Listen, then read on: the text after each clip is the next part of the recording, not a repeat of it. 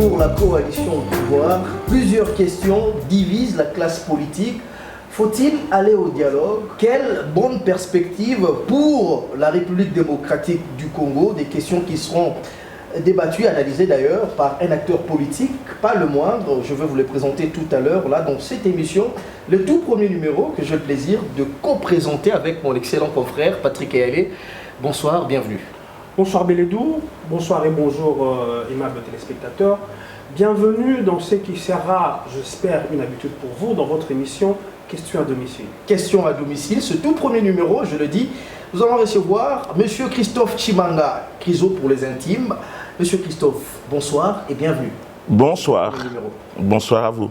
Alors vous êtes architecte et chef des travaux à l'Institut supérieur d'architecture et d'urbanisme ISAU. Vous êtes également acteur des développements en tant que promoteur d'école, le complexe scolaire Boigna à Yoloezo, opérateur culturel en tant que président de l'orchestre Choc Ido de Yolo Dallas, président national du Parti démocrate fédéraliste, PDF en cycle, Parti démocratique fédéraliste, je voulais dire, et coordonnateur de la plateforme COPACO, collectif des partis des constantes négociations au dialogue intercongolais à Sand City, en Afrique du Sud. Un baoba. Comment vous présentez finalement? Dans quelle casquette vous êtes à l'aise? Merci, monsieur le journaliste. Je voudrais commencer par m'acquitter d'un agréable devoir, celui de remercier votre chaîne de l'occasion que vous me donnez de pouvoir m'exprimer à l'intention de vos téléspectateurs. J'ai suivi dans votre exposé que c'était le premier numéro. Je considère que c'est un grand honneur que vous me faites. Je voudrais vous exprimer ma gratitude et mes remerciements à cet effet. Alors, vous me posez la question de savoir en quelle qualité je pourrais intervenir. Je dirais simplement considérer que je suis un compatriote citoyen congolais.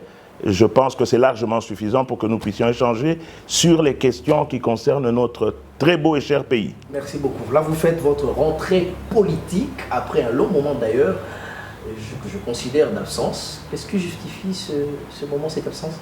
Et cette absence, je ne sais pas si on peut l'appeler absence, hein, parce que dans un combat, ça n'est pas toujours le fait de, comment dirais-je, d'aligner les combattants sur le terrain qui est la garantie de performance et de résultats. C'est plutôt la conception du plan de combat qui, me semble-t-il, est l'élément clé qui permet de déterminer l'issue d'un combat. Et donc, le Parti démocratique fédéraliste fait sien cette exigence, n'est-ce pas, d'efficacité, qui est liée à l'attention sur les aspects d'anticipation, de coordination, de planification. Et la planification requiert une certaine sérénité. Et donc, le parti était occupé à réfléchir sur ce qui avait lieu de faire, compte tenu du contexte dans lequel nous vivons. Architecte, vous l'êtes aussi, mais aujourd'hui, on vous reçoit beaucoup plus sous cette casquette d'acteur politique, président de ce parti. Est-ce que vous pouvez nous dire l'état de santé du parti et du PDF? Ben, je pourrais dire que le PDF se porte à merveille. Est-ce que ça vit? Sauf, oui, le Parti démocratique fédéraliste vit, mais pour identifier, connaître le PDF, il faut l'approcher. Il faut venir voir comment se tiennent les réunions, comment se déroulent les activités des membres du parti, les cadres, les militants et ainsi de suite. C'est alors qu'on peut se rendre compte de l'état de santé et de la vie du parti. Monsieur Chimanga, permettez-nous de mettre directement les pieds dans le plat. Vous vous situez au sein de la coalition FCC-Cash, plutôt FCC ou plutôt Cash?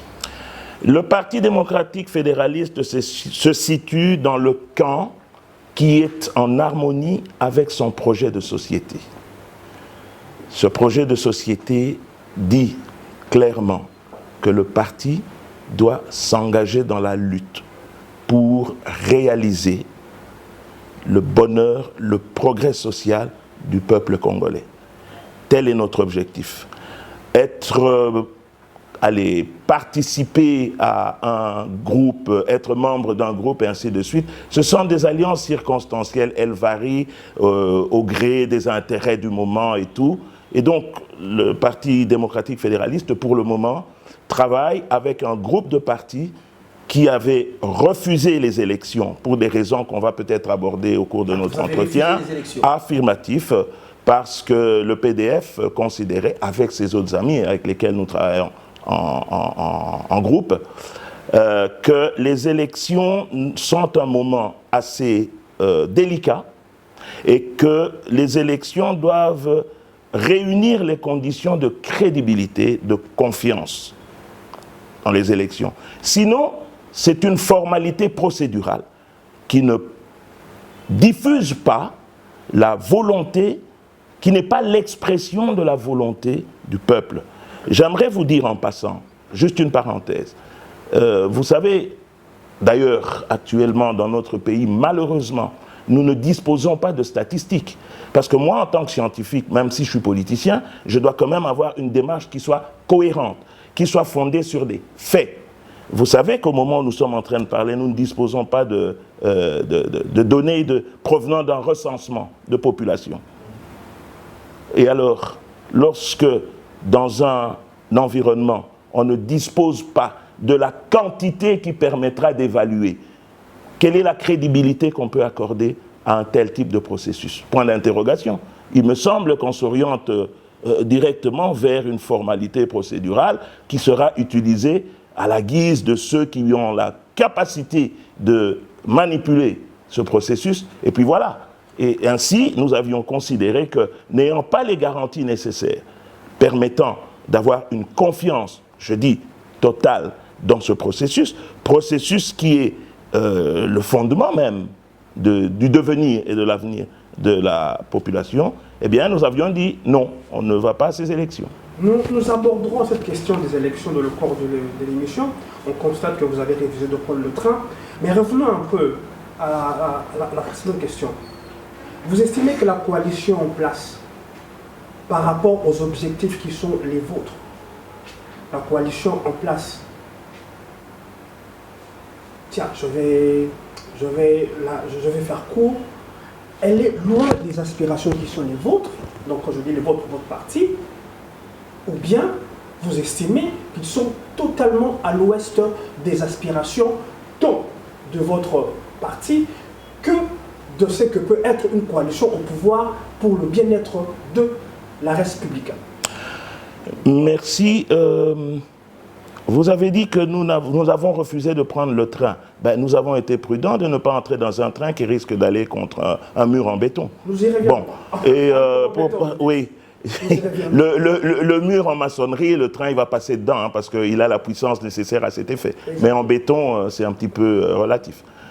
J'aimerais un peu faire un rétro-pédalage. Je vous en prie. Je crois que vous êtes un acteur politique, je l'ai dit à l'entame de l'émission, pas le moindre. Vous avez pris part à la conférence nationale souveraine. Au dialogue intercongolais. Au dialogue intercongolais, où d'ailleurs, vous étiez parmi les personnalités pressenties, vice-premier ministre et vice-président de la République démocratique du Congo. Curieusement, vous avez pratiquement refusé cette offre. Pourquoi ?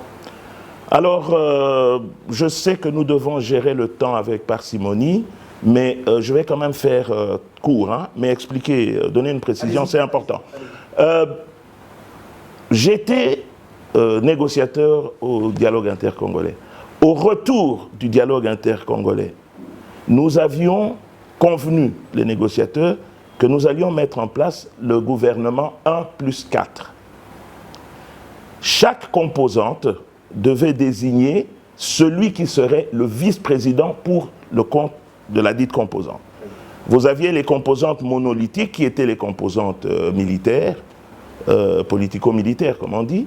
Donc il y avait le MLC, il y avait le RCD et il y avait le camp, pas du gouvernement, le camp du chef de l'État de l'époque. Donc la quatrième composante, c'était l'opposition politique non armée. Pour les composantes monolithiques, comme je les appelle, les vice-présidents étaient connus, c'est ceux qui étaient les dirigeants. Jean-Pierre Bemba, Rouberois et le défunt Hérodia. Pour l'opposition, parce qu'on se réunissait au siège de la MONUC à Gombe, l'opposition avait décidé qu'il on procéderait par une sélection. Puisque le mode de prise de décision constitutionnel, accord global et inclusif, et constitution de la transition, avait retenu comme mode de prise de décision le consensus. Mais pas un consensus gratuit, vulgaire et ordinaire. Un consensus fondé sur la satisfaction de 4 critères. Et les critères qui étaient le critère de donc, compétence, crédibilité, honorabilité, esprit de réconciliation nationale. Et alors, après une sélection, les diverses sélections qui se sont faites sur une compétition où les uns et les autres devaient expliquer pourquoi ils voulaient être vice-président de la République, on s'est retrouvé finalement à 5 candidats. Après les présélections. Les 5 candidats, je peux les citer, c'est historique. Il y avait donc M. Mokolo Apombo, il y avait Maître Kamanda, il y avait Mme Zuzu Ambombo, il y avait M. Zaïdi Ngoma, il y avait Christophe Tshimanga. Et alors, Christophe Tshimanga, que je suis. Et alors, à la suite de tractations, vu que le temps passait, la plénière de l'opposition avait décidé de mettre en place une commission de sages qui était dirigée par le défunt Boboliko, qui devait proposer à la plénière ceux des candidats qui pouvaient être proposés à un désistement. Et après avoir été entendus tous les 5 par la commission, cette dernière viendra faire rapport à la plénière pour déclarer que tous les candidats se valent, j'utilise le terme de la commission, et que donc il fallait procéder à une sélection objective. Et à un moment donné, par nationalisme, oui, Monsieur Mokolo et Maître Kamanda vont se désister, et il restera 3 candidats en lice, Monsieur Zaïdi, Madame Zouzi et moi-même. Et c'est là que je dirais à l'opposition, c'est le moment de respecter nos signatures que nous venions d'apposer dans les 2 documents sous-bassement de la transition. Respecter comment? En appliquant les critères. Il faut remplir les 4 critères pour être vice-président de la République. Et ces critères, compétence, crédibilité, honorabilité, esprit de réconciliation nationale. Et j'ai dit, un des candidats était président du RCD Goma à l'époque des massacres de Makobola. Pour moi, il ne remplissait pas les critères. Il devait déjà être mis à côté. À mon avis, par rapport aux critères, au critérium. Madame Zouzi avait participé notablement à la gestion du régime de Mobutu, elle avait des comptes à rendre. Et donc, pour moi, le vice-président pour le compte de l'opposition était connu. Malheureusement, par les entourloupettes et les schémas que nous, Congolais, nous connaissons, par un jeu très peu, comment dirais-je, moral de compétition, eh bien, j'ai été éjecté en utilisant ce que moi j'appelle des armes non conventionnelles. Et j'ai été éjecté, et c'est ainsi que le défunt Zaïdi Ngoma passera comme vice-président de la République. Très bien, on va évoluer. Avant de passer la parole, je vois à Patrick Eyalé. Vous dites en 2018, le PDF ne prend pas part aux élections pour des raisons que vous venez d'évoquer. Est-ce que vous ne prenez pas la politique de la chaise vide? Ce n'est pas révolu. Non, la politique de la chaise vide, c'est un circuit court que l'on emprunte pour exprimer des choses que moi je considère être graves. Ce n'est pas la politique de la chaise vide. En 2006. Alors, je voudrais vous dire quelque chose. Hein. Ça tient à ma culture et au choix que nous avons fait. Le Parti démocratique fédéraliste refuse de s'ériger en censeur des autres partis politiques. Nous pensons que... Qu'est-ce que vous voulez dire par là? Je veux dire par là que la culture de la critique permanente des autres n'apporte pas beaucoup de dividendes. Le Parti démocratique fédéraliste a choisi d'adopter une démarche introspective et autocritique. Et de toujours chercher, non pas à prêcher par le verbiage, mais à prêcher par le bon exemple. C'est-à-dire poser des actes qui sont positifs, qui peuvent servir d'exemple et de modèle. On a suffisamment pratiquer une politique de la critique où tout le monde se considère comme le meilleur, le plus grand, le plus fort et tout, on a vu le résultat que ça a donné. C'est plus une dynamique qui consiste à noircir ceux qui sont au pouvoir et chercher à accéder au pouvoir. Et quand on accède au pouvoir, on fait pire que ceux qui avaient et qu'on reprochait à ceux qui étaient en place. Donc, cette manière de procéder, le PDF considère qu'elle est trop facile. Aujourd'hui, le Parti démocratique fédéraliste considère qu'il y a une nécessité pour tous les partis politiques, y compris nous, d'adopter une démarche introspective et autocritique. Et de refuser le chemin de la facilité qui consiste à critiquer pour le plaisir de critiquer, ôte-toi de là que je m'y mette, mais de critiquer avec l'intention d'apporter des mutations profondes dans la société congolaise. Mutations qui soient fondées sur l'objectif de se battre pour faire triompher les idéaux nobles. Et idéal noble, c'est l'amour du prochain, tiens. C'est l'amour du prochain. Lorsque aujourd'hui, on voit du point de vue de l'observation, j'ai dit que nous n'avons pas de recensement, nous n'avons pas de statistiques, quand on voit par l'observation. Merci. Monsieur Tshimanga, permettez-moi, vous avez sorti ce que vous ténaillez. J'aimerais savoir, vous avez dit tantôt que quand on est à l'opposition, on a la critique facile. Est-ce l'impression que vous avez aujourd'hui de celui qui est le tenant du pouvoir actuel, pour ne pas le citer, monsieur le président Félix Tshisekedi, qui était assez vindicatif vis-à-vis de l'ancien pouvoir, maintenant qu'il est aux affaires? Vous avez l'impression qu'il a plus péroré et qu'arrivé au pouvoir, c'est quasiment le vide. Est-ce qu'il serait honnête de ma part d'émettre un point de vue sur sa capacité à assumer avec succès la charge qui lui incombe en tant que chef de l'État, étant donné que son mandat est de 5 ans, sauf erreur de ma part, et qu'il a déjà accompli 1/5 du temps, hein, sauf erreur de ma part. Ben, je ne peux parler que de, comment dirais-je, d'une appréciation d'entrée de jeu.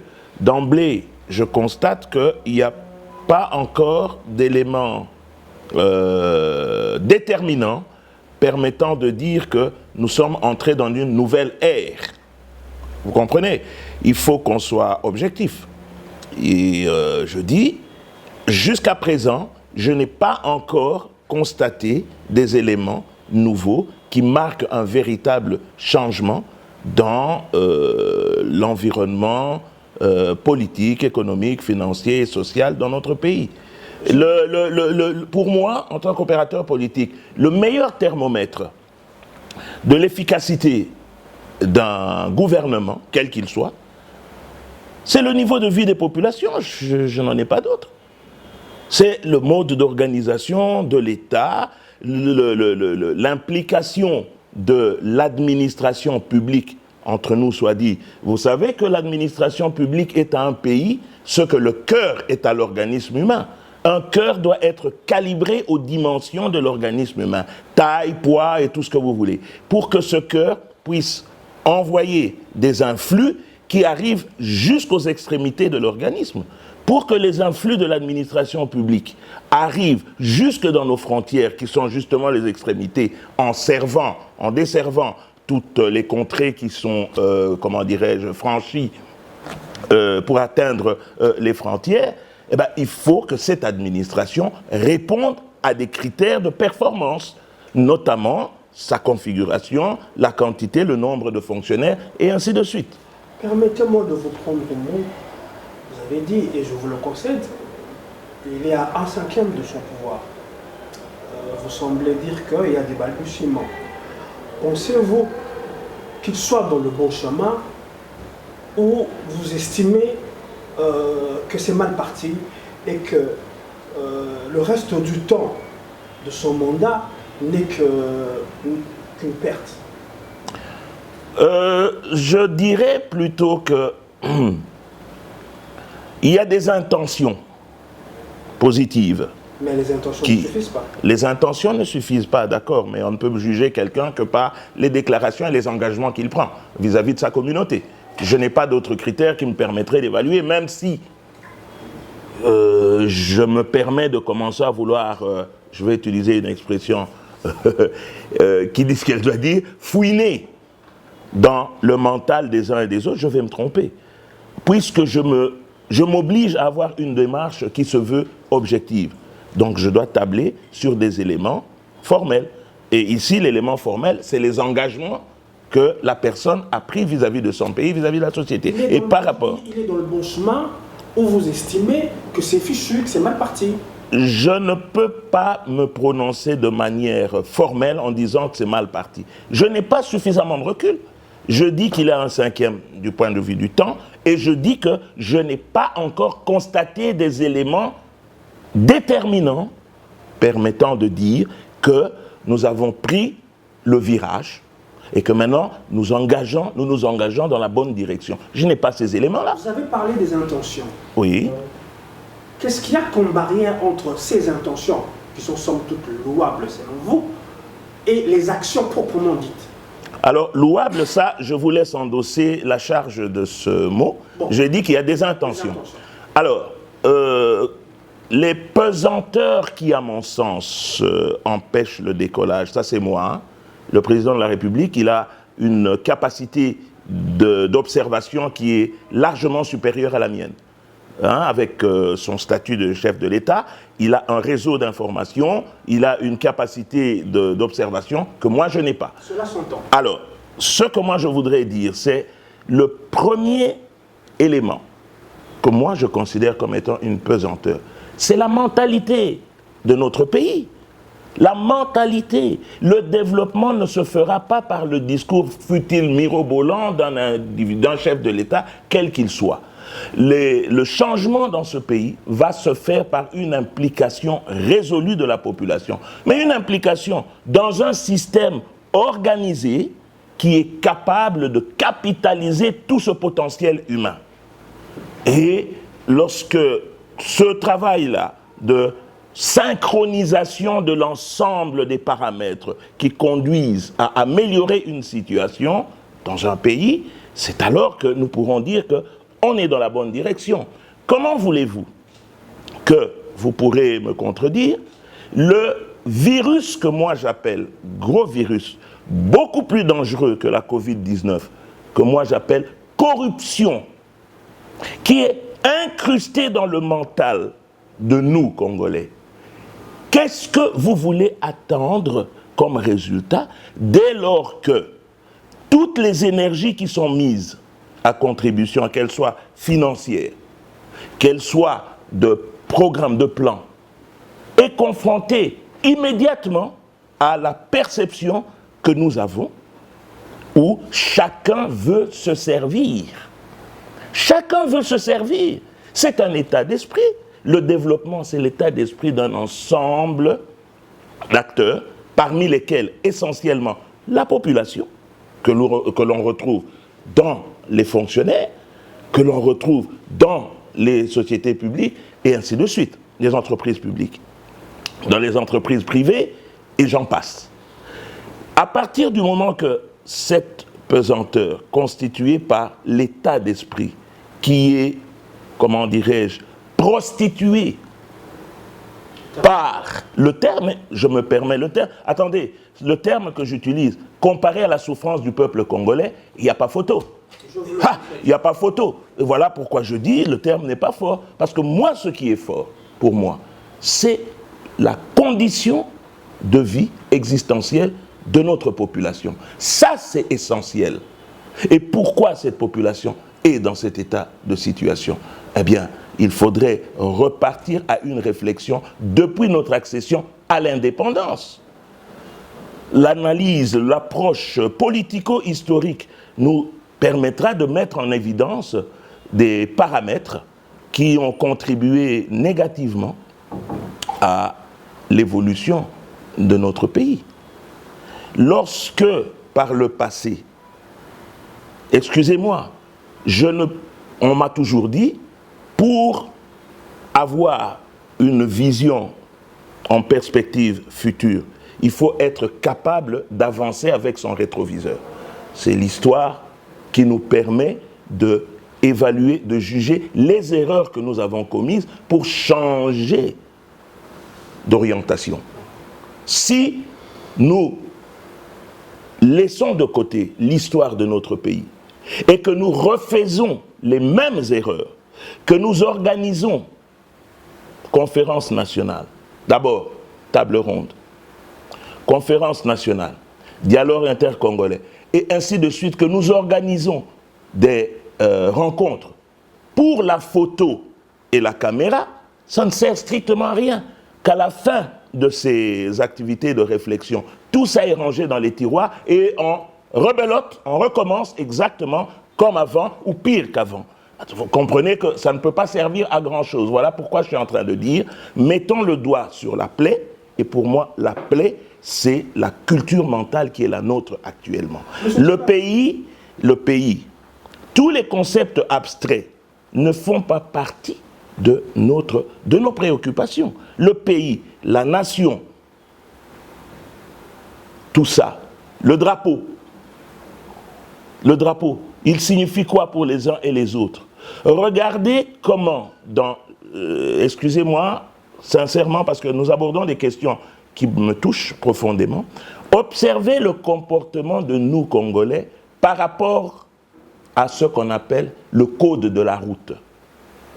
Regardez, observez, circulez dans la ville, regardez comment les conducteurs au volant des véhicules, voitures, camions, taxibus et taxis, les motos, et regardez lorsque le gendarme arrête la circulation, observez les comportements. Alors, je suis désolé, le monde, il est fondé et fonctionne sur des règles. C'est en engageant les énergies dans le respect des méthodes qui sont indiquées, méthode parce qu'il faut capitaliser le temps. Je ne vous apprendrai rien en disant que le temps c'est de l'argent. Ah ben, tout le temps qui passe dans des spéculations qui n'ont aucun intérêt pour la communauté nationale, elle nous fait reculer. On me dit qu'il y a crise dans notre pays, il y a très peu de sociétés qui emploient du personnel et ainsi de suite. Mais d'où vient l'argent qui est utilisé pour construire l'ensemble des immeubles à étages qui se construisent sans respect des règles d'urbanisme, j'aimerais le dire en passant. On en reviendra, M. Chimanga. Voilà. On en reviendra. Avant de passer la main à Bélédou qui s'impatiente, j'aimerais, en très peu de mots, que vous étanchez un peu ma soif. Je reviens sur cette question. Vous avez parlé d'intention. Louable ou pas, mais il y a des intentions manifestées, mais qui ne sont pas visiblement traduites en action. Exact. Il y a d'aucuns qui estiment que le président serait empêché dans ses bonnes intentions par son partenaire, le FCC pour ne pas le citer. Partagez-vous cette lecture ou bien estimez-vous qu'il y a encore d'autres barrières qui empêchent que les intentions soient traduites en action? Et si je peux ajouter une question, quelle lecture faites-vous de la coalition au pouvoir en très peu de mots? Ben, écoutez, je vais commencer par la deuxième. Pour moi, jusqu'aujourd'hui, la coalition n'a pas encore apporté quelque chose de consistant qui nous permette d'espérer. C'est tout. Vous m'avez dit d'être court, je fais court. Jusqu'à ce jour, la coalition, elle est une coalition qui découle des tractations et d'arrangements politiques. Bon, elle est là. Mais en termes de, comment dirais-je, d'action qui permettent de redonner de l'espoir, moi, en tant que citoyen congolais, je ne perçois encore rien du tout.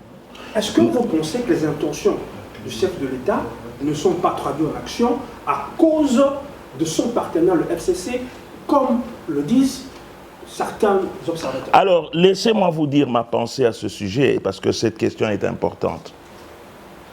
La politique a ses raisons que la raison ne connaît pas. En effet. Première affirmation. Deuxièmement, je dis ceci.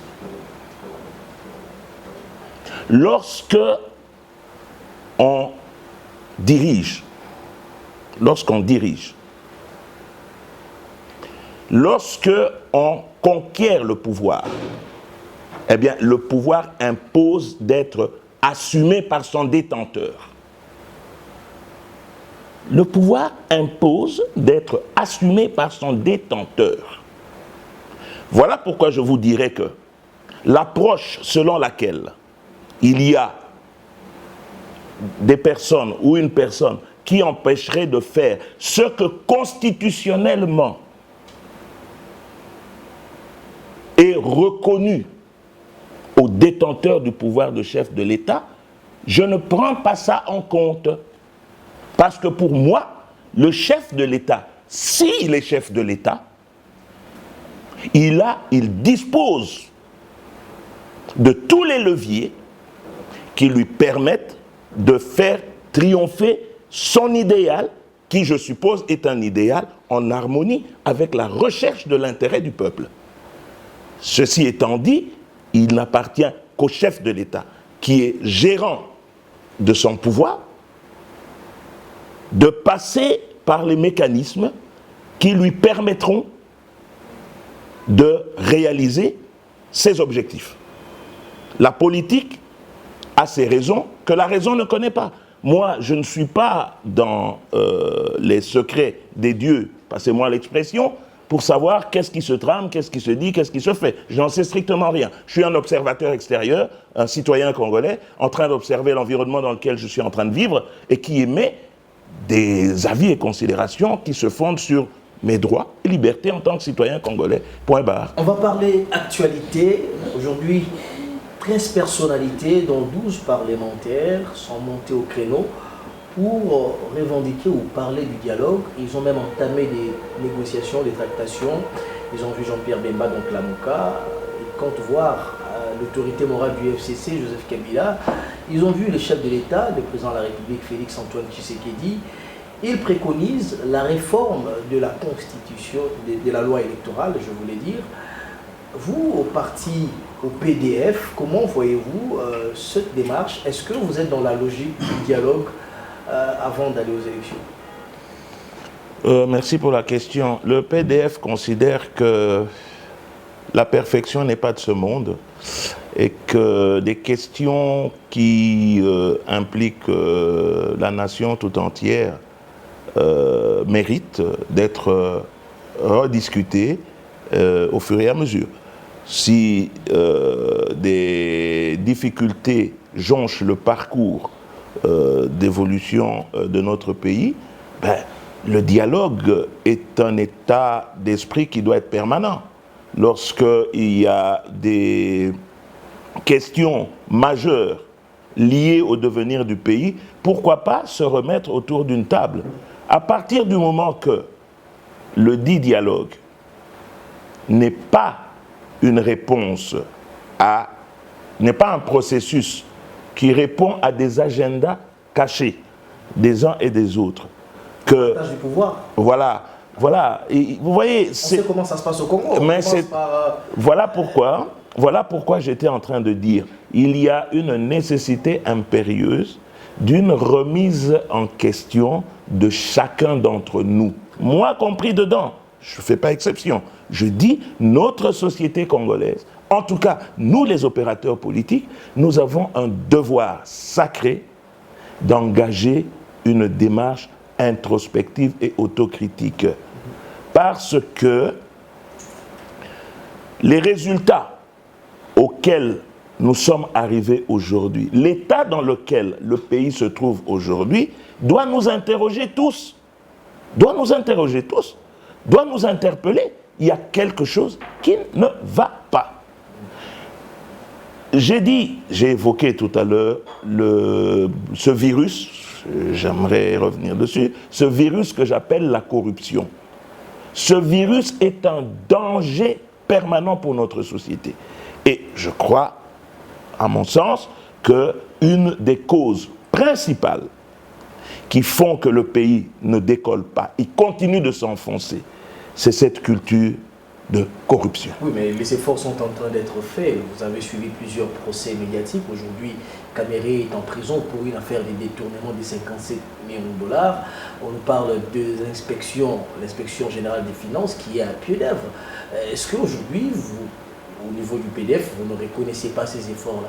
Alors, le Parti démocratique fédéraliste voit qu'il y a une activité qui se fait, je dirais même une activité intense, mais le PDF n'a pas encore vu l'argent que M. Caméré à restituer dans la caisse du trésor public. C'est ça qui nous intéresse. Vous pensez que ce sont des procès spectacles, simplement?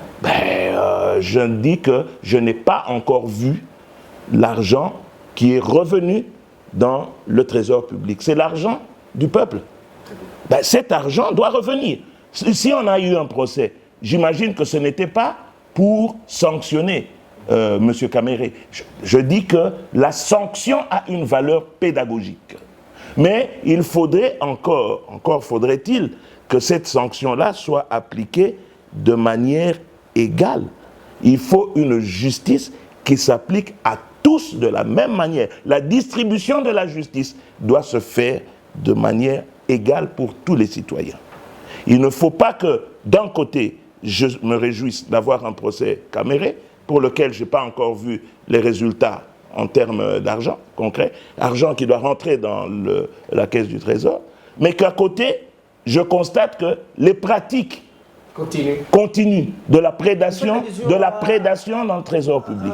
Au dossier Albert Yuma, vous faites allusion à plusieurs autres... Moi, personnellement, je dis que des dossiers de corruption et de prédation du Trésor public et de gabégie financière, il y en a à profusion. Il y en a à profusion. Lorsque le gendarme est en train de régler la circulation et que ce dernier reçoit des sommes d'argent des conducteurs, vous appelez ça comment? Comment appelez-vous ce comportement? Parce que il faut monter la chaîne. Mais j'ajouterai, il n'y a pas de mauvaises troupes. Il n'y a que de mauvais chefs. Là, vous pointez du doigt... Je pointe du doigt les autorités de ce pays. Par autorité, j'entends un responsable de parti politique n'est pas un garçon de course. Un responsable politique doit engager toutes ses énergies et celles de ses collègues pour faire triompher les idéaux nobles. C'est ça le combat qui doit être mené. Le combat n'est pas simplement de se positionner pour aller occuper un poste ministériel. Tel n'est pas l'objectif noble dont je parle.